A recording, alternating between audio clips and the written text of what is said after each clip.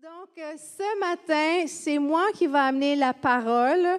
Donc, quel plaisir. Et j'avais vraiment à cœur de prêcher sur le roi David. Et là, je vais voir si je peux faire avancer mon PowerPoint comme ça. Alors, voilà. Comme ça. Je ne sais pas si vous avez déjà, pour ceux et celles qui connaissaient Pasteur Pierre Bergeron, je ne sais pas si vous avez déjà fait faire un exercice. En fait, dans l'exercice, il vous demande un temps d'introspection. Et il demande, à la fin de votre vie, à votre funéraire, qu'est-ce que vous voulez que les gens disent à votre sujet? Et quelles sont les personnes que c'est vraiment important, ce qu'ils ont à dire à votre sujet? Et vraiment, comme papa, comme homme, comme femme, c'est vraiment pas le gars sur l'Internet qui fait un commentaire bête, n'est-ce pas? Les personnes, ou même les gens au travail, peut-être un peu, mais les gens vraiment qu'on veut qu'il y ait des bonnes choses à dire à notre sujet, c'est les gens les plus près de nous, n'est-ce pas? Alors, comment vivre cette vie qui est comme un legs? Est-ce que le PowerPoint fonctionne ce matin? OK, parfait, merci. Alors, c'est ça. Et vraiment, moi, j'avais à cœur ce matin de vous parler du roi David. Et le roi David, en fait, c'est un personnage assez intéressant parce que, je vais juste faire sûr que ça avance. Non, je vais aller voir, excusez-moi, petit problème technique, je vais voir si je peux aller l'avancer autrement parce qu'il ne semble pas fonctionner. Proclaim. Excusez-moi.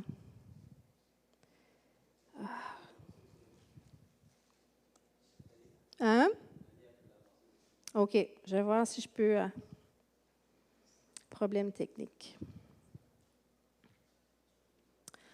OK, bon, ben, j'y vais avec mes feuilles, puis merci Annie de bien vouloir avancer. Comme ça, le roi David, là, c'est quand même un personnage assez intéressant, assez complexe. Comme ça, si on regarde la prochaine diapo, avec sa vie, OK?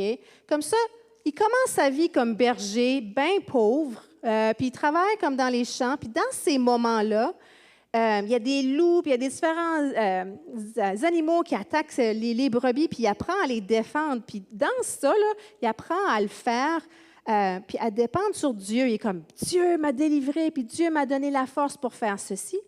Et ça lui donne une connaissance intime de Dieu assez pour dire, « Hey, mon Dieu, là, il est fort. » Comme ça, quand arrive Goliath qui veut détruire l'armée d'Israël, ben lui, il est comme, ben, il n'est rien comparé à Dieu. Comme ça, il va vaincre Goliath. Vraiment, c'est incroyable. Ensuite, en fait, le roi Saül, le premier roi d'Israël, il l'invite parce que David est le genre d'homme qui joue des instruments. En fait, si on lit les psaumes, le roi David a écrit tout plein de psaumes qui sont des chants, en fait. Puis on voit toute la panoplie d'émotions là-dedans. Puis il y a vraiment comme un cœur poétique. Je vous lis un petit psaume qu'il a écrit, le psaume 8.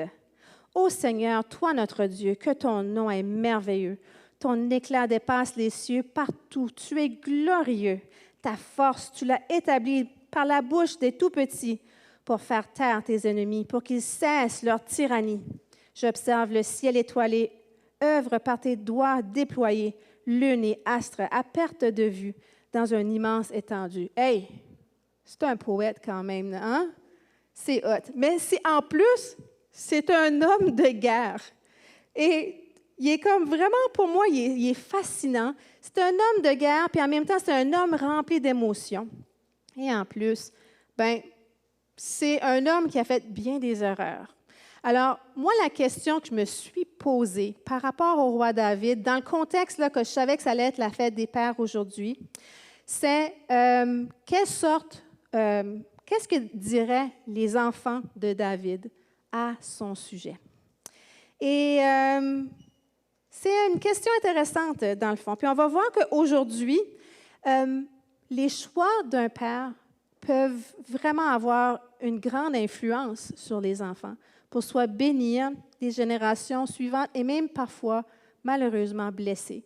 Donc, nos décisions que nous faisons, bien sûr, ont un effet. Maintenant, cette prédication ici n'est pas juste dirigée vers les papas. Il y a peu importe qu'on soit une mère ou une fille ou un papa ou un fils ou un oncle, vraiment, ou même une mère ou un père spirituel, vraiment, on a tous ce legs-là qu'on peut léguer aux autres. Donc, regardons un petit peu parce qu'il y a bien des choses à apprendre par rapport au roi David. Je vais juste vous donner un petit trigger warning. C'est que ce matin, on va quand même parler. Le roi David, là, il a vécu toute une vie, puis on va quand même parler des erreurs qu'il a faites. On va parler de trigger warning par rapport à l'adultère, au meurtre, et aussi on va parler d'agression sexuelle. Parce que ce sont des choses qui se sont passées. Et c'est assez étonnant, tout ce qu'on peut voir dans la vie du roi David. Et vraiment, là, c'est comme un téléroman, sa vie. C'est fou. Et vraiment, moi puis David, on discutait de ça cette semaine. Si on voyait le roi David arriver dans nos églises, probablement qu'on dirait qu'il est un red flag. OK? On dirait, OK, t'arrives pas trop avec lui parce que vraiment, il y a vraiment des penchants, oups, il y a des penchants qui peuvent être dangereux. Donc, quand on va regarder la vie du roi David, on va voir un homme très imparfait, mais aussi on va voir un homme qui est selon le cœur de Dieu. Et nous, c'est cette partie-là qu'on veut aller voir. Et par rapport à ces erreurs, bien, nous, on veut être inspirés de faire le contraire et vraiment de vivre une vie de justice. David, là, il a vaincu Goliath. Mais en même temps, là, il y a bien des batailles dans sa vie qu'il a livrées et qu'il a perdues. Donc, nous, on veut s'inspirer. Comme ça, moi, la façon que j'ai établi, là, j'ai préparé cette prédication-ci, en fait, c'est que je voulais regarder le roi David à travers quelques-uns de ses enfants, des histoires qu'on voit. Alors, la première qu'on va voir, c'est l'histoire de Bathsheba. OK? Alors, là, maintenant, le roi David, lui, ce qui arrive, c'est qu'il est marié et il est supposé d'être à la guerre à ce moment-ci. Il est sur son toit.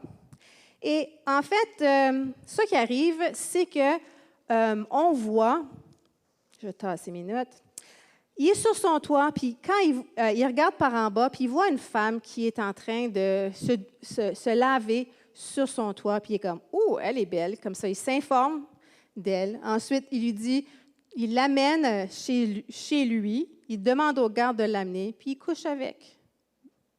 C'est quand même une grosse erreur. Mais là, ce qui arrive, c'est que Bathsheba, elle tombe enceinte. Et là, il est comme, ouf, qu'est-ce que je vais faire? Comme ça, il y a deux choix. Il peut admettre ce qu'il a fait ou il peut essayer de cacher ce qu'il a fait. Et ça, qui est son choix, en fait, c'est d'essayer de cacher et de mettre d'autres péchés pour le cacher, en fait. Comme ça, il fait des différentes choses pour le cacher. Et il essaie de manigancer des affaires, puis ça ne marche pas. Puis il arrive à un point, il dit, garde, si moi, je ne vais pas me faire pogner à avoir commis l'adultère, il faut que je le tue. Faut que je le... Puis c'est fou, là, que cet homme-là, il a organisé dans le contexte d'une guerre, un contexte pour qu'il savait que le mari de cette femme-là allait mourir. Et la Bible, c'est tellement... Quand tu la lis, c'est comme... Il s'arrange dans la guerre pour qu'il meure. Puis après ça, ce qu'il fait, bien, sa femme a vu son deuil, la femme avec qui il avait couché, là. Puis après ça, il est comme, bon, bien là, elle est libre, je vais la marier. Puis les gens ne sauront pas trop si c'est mon bébé ou si c'est tout ça. Un péché pour couvrir un autre, pour couvrir un autre. Et il arrive vraiment un moment où David, en fait, il se repent. En fait, il y a un prophète qui s'appelle Nathan qui va le voir.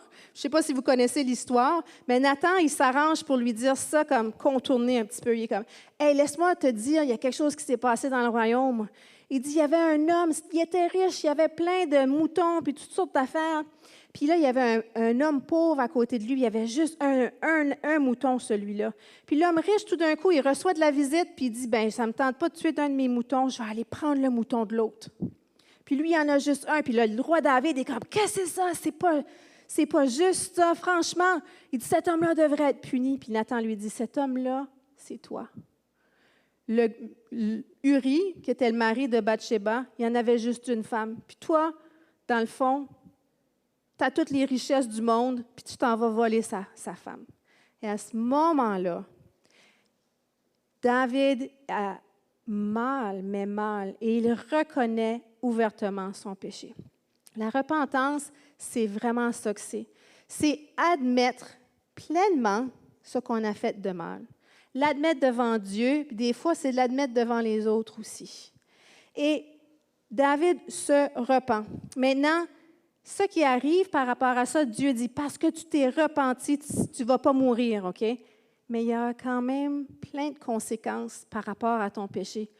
On s'entend que tuer quelqu'un et commettre l'adultère, déjà, il y a des conséquences naturelles à ça, affreuses. Mais pourtant, même si c'est repenti, il y a d'autres conséquences. En fin de compte, son bébé va mourir. Dieu, il dit, il va y avoir de la violence dans ta famille. Ça affecte des générations. Et là, vous voyez où est-ce que je m'en vais avec ça. Hein?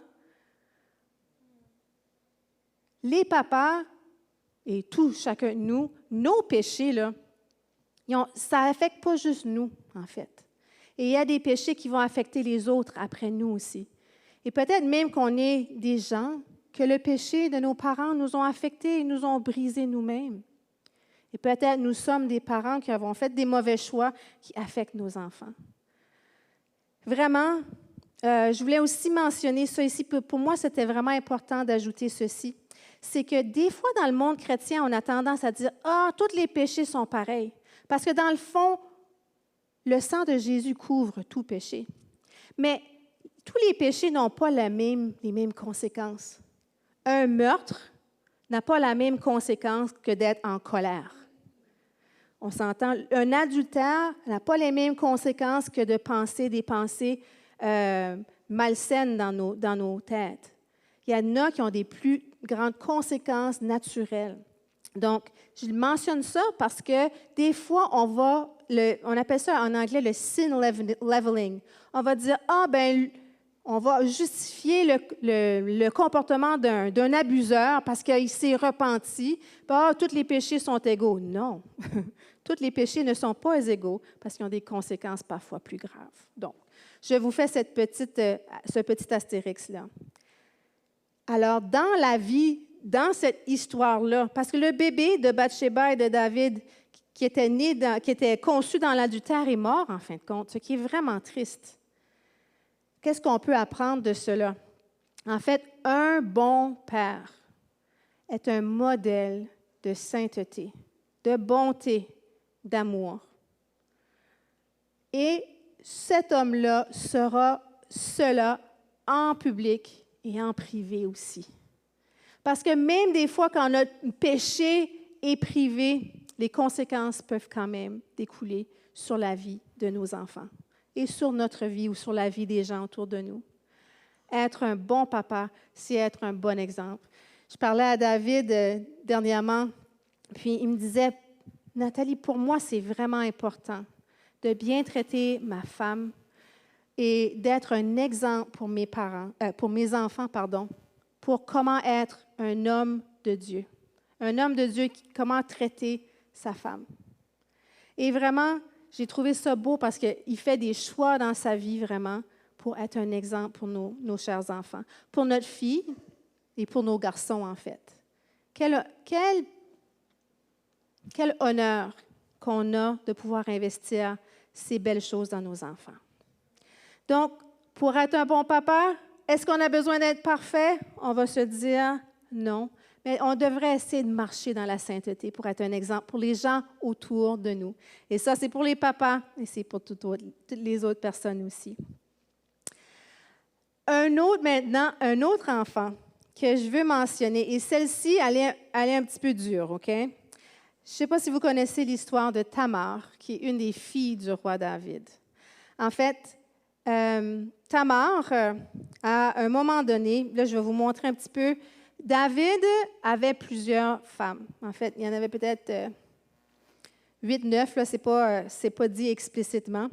Alors, ici, il y en a quelques-unes, Maca, Bathsheba, et on voit les différents enfants qu'ils ont eus. Alors, avec sa première femme, il y a eu Amnon. Et avec Maca, il y a eu Absalom et Tamar, qui étaient frères et sœurs, mes pères, mes mères. Et après ça, il y a Bathsheba qui a eu Salomon. Okay? Il y en a eu d'autres, là, mais dans mon histoire, je veux juste que vous puissiez comprendre ça. Comme ça, à ce moment-ci, Amnon, qui est le fils aîné, devient comme « Ah, ma demi-sœur Tamar est tellement belle, je ne peux pas arrêter de penser à elle. » Puis il concocte un plan, puis en fait, il finit par la violer. Okay? Ce qui est une histoire atroce. Et ce qui arrive, c'est que David, la parole dit qu'il était furieux, mais il n'a rien fait. Parce que le coupable, c'était son fils aîné. Et Absalom, lui, il regardait sa sœur, puis il était déchiré. Et ça a eu des conséquences dans leur vie affreuses. Et vraiment, c'est normal. Comme quand la Bible dit que David a été furieux, c'est normal d'être furieux quand ça vient à l'injustice comme ça. Moi, ça vient me chercher. Si quelqu'un fait mal à qui que ce soit, abuse un autre, moi, ça m'enrage. Puis ça enrage Dieu aussi. Et je vous mentionne ça parce que la colère n'est pas nécessairement bonne ou mauvaise. La colère peut être quelque chose qui mène à quelque chose de bien. Mais quand on regarde l'histoire de Tamar, là, bien, David n'a rien fait. Qu'est-ce qu'il aurait pu faire? C'était quoi un bon père? Un bon père, il est là pour protéger ses enfants, il est là pour consoler ses enfants. Et je vous partage ça en passant à propos de mon papa. En fait, quand j'ai déjà partagé ça, à l'âge de 18 ans, j'ai été violée. La première personne vers qui je me suis tournée, c'est mon papa puis ma maman.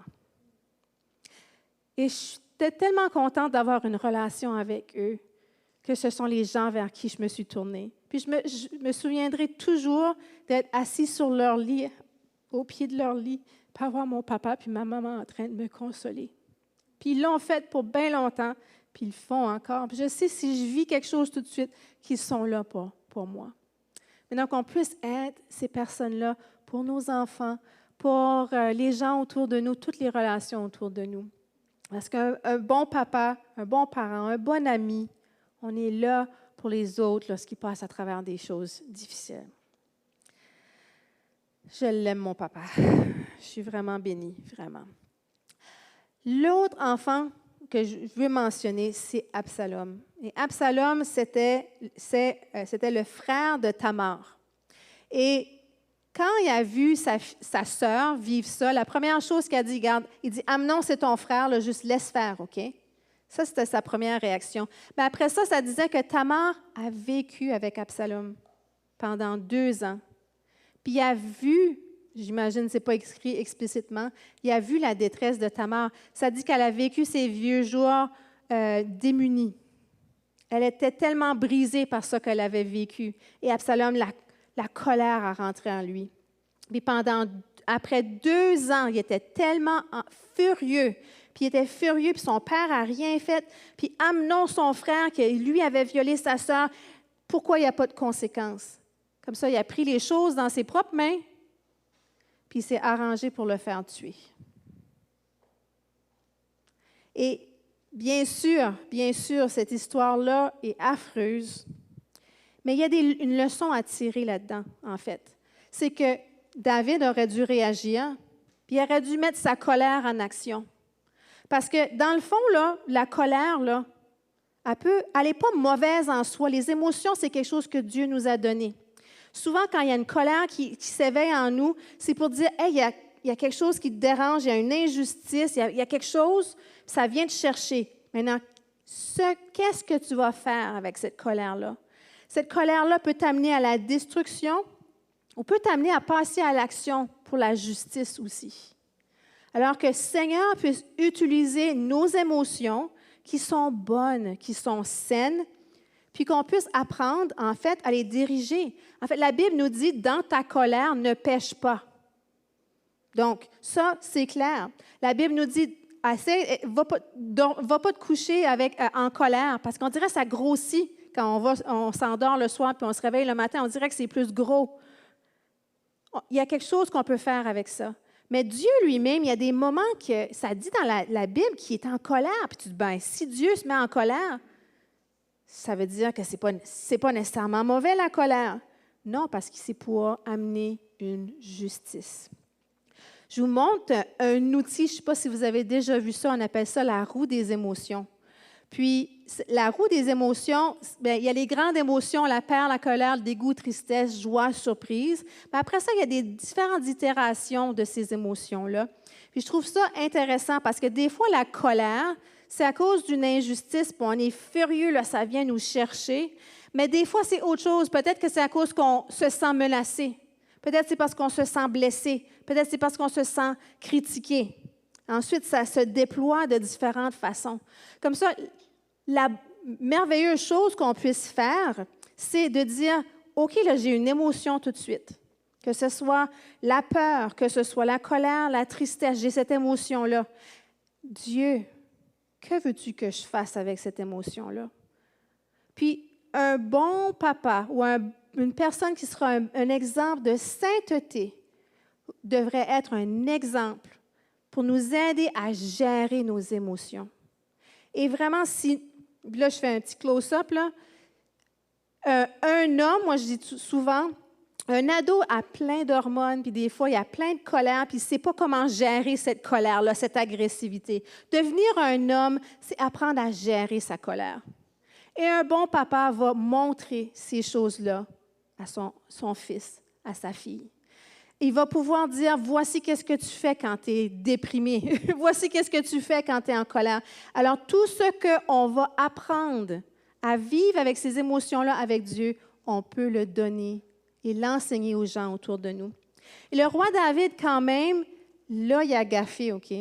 Mais dans les psaumes, là, dans les chansons qu'il a écrites, il y a une panoplie d'émotions. Des fois, il est comme « Tue tous mes ennemis! » Puis des fois, comme « Dieu, pourquoi tu m'as délaissé? » Puis il est juste vraiment lui-même. Mais il va en Dieu. Puis en allant voir Dieu, Dieu tourne son cœur puis dit « S'il y a quelque chose qui ne va pas avec mon cœur, Seigneur, peux-tu le régler? Peux-tu le guérir, Dieu? » Et c'est vraiment d'une grande, grande richesse. Alors, messieurs, mesdames, apprenons à vivre ces émotions-là en Dieu. Avez-vous déjà braillé dans les bras de Dieu? C'est le meilleur endroit où être. Le roi David, dans les Écritures, ça dit, après qu'il a perdu son fils, il a pleuré, il s'est levé, puis il est allé adorer Dieu. Quand même. Donc, soyons des exemples de maturité émotionnelle.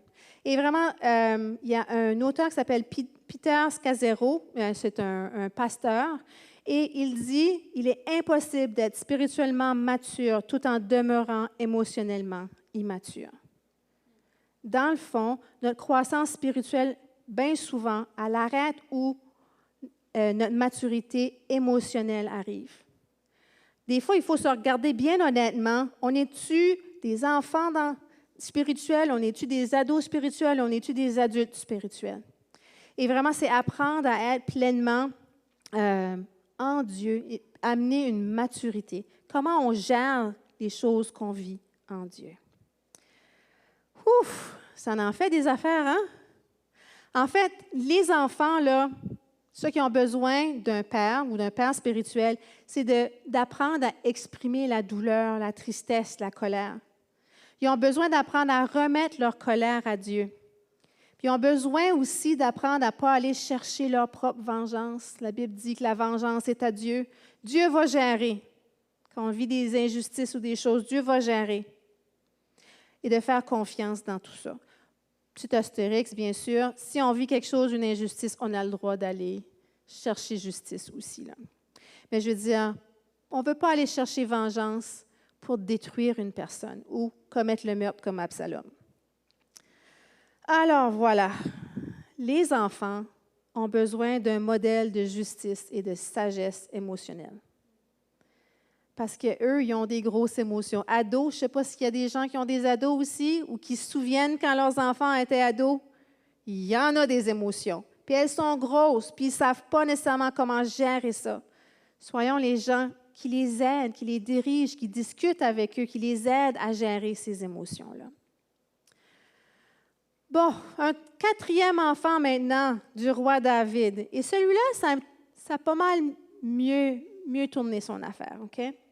Alors, avec Bathsheba, après que son bébé est mort, le roi David, il va consoler sa femme, puis il couche avec, puis il tombe enceinte de Salomon. Et dans un sens, Salomon est comme le fils de sa repentance, dans le fond. Il y a quelque chose quand même de beau. Puis en fait, Dieu lui dit, je l'aime ton enfant. Salomon, vraiment, c'est comme s'il y avait une faveur sur lui. Puis en fait, Salomon est devenu celui qui est roi après le roi David. Et dans le fond, il y a des belles choses que le roi David a montrées à Salomon. Dans le fond, il lui a montré comment avoir la foi.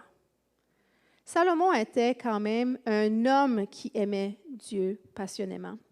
Alors, c'est quand même un bel héritage que le roi David lui a donné. En fait, dans les dernières paroles avant qu'il meure, le roi David a dit à Salomon, « Sois fort et marche dans les voies de l'Éternel. » Mes dernières paroles, ce avec quoi je veux te laisser, mon legs à la fin de ma vie, laisse faire toutes les richesses, laisse faire toutes les autres affaires. Voici ce que je te donne.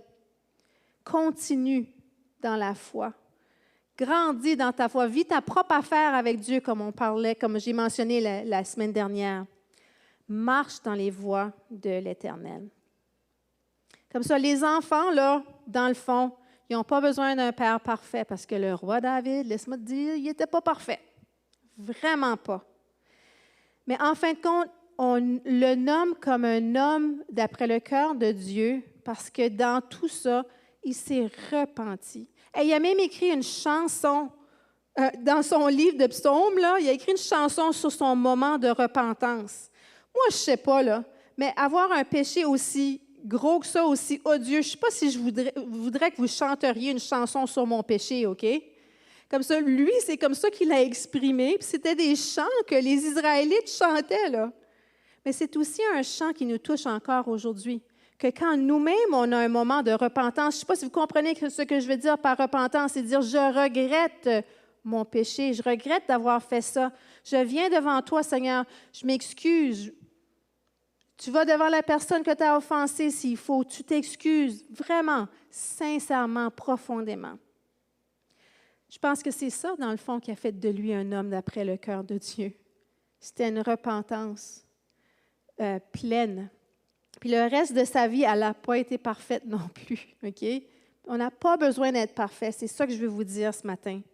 Mais on peut quand même être des modèles de sainteté, de repentance, de maturité émotionnelle. On a un héritage à donner à nos enfants et aux gens autour de nous, en fait. Et les enfants, ils ont besoin de quoi? Des gens authentiques. Quand tu viens visiter une église, là, tu ne veux pas rencontrer une gang d'hypocrites. Tu veux rencontrer du monde qui vit vraiment pour Dieu. Tu veux que ces gens-là te montrent un exemple parce que tu as soif de ça, en fait. Tu as soif de savoir que Dieu peut transformer des vies. Alors qu'ils ont besoin d'un héritage spirituel, alors qu'on puisse donner cet héritage-là spirituel.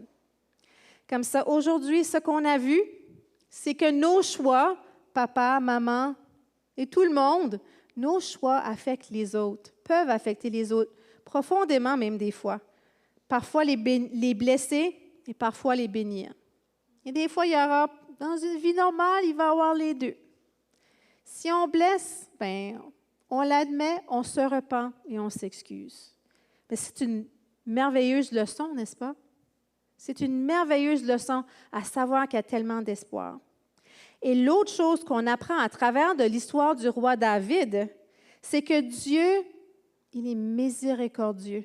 Il offre sa grâce et son amour même si on est imparfait. Il offre un pardon grandiose.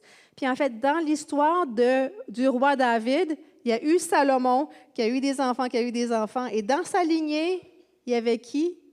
Jésus-Christ le Messie. Alors, Jésus-Christ, il a sorti de ce téléroman-là, de red flag, de plein de mauvaises décisions, Dieu il a pu transformer ça. Et c'est ça qui arrive quand on lui donne. Ce matin, je parlais, on lui offre. On lui offre quoi?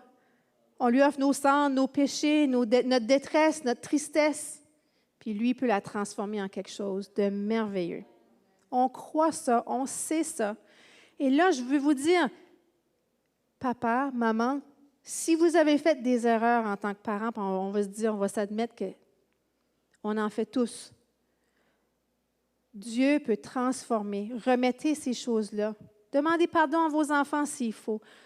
Repentez-vous et laissez Dieu transformer ça. Puis voyez la miséricorde et la grâce de Dieu qui peut faire quelque chose de merveilleux avec ça. Que Jésus soit sorti de la lignée de David est quand même impressionnant.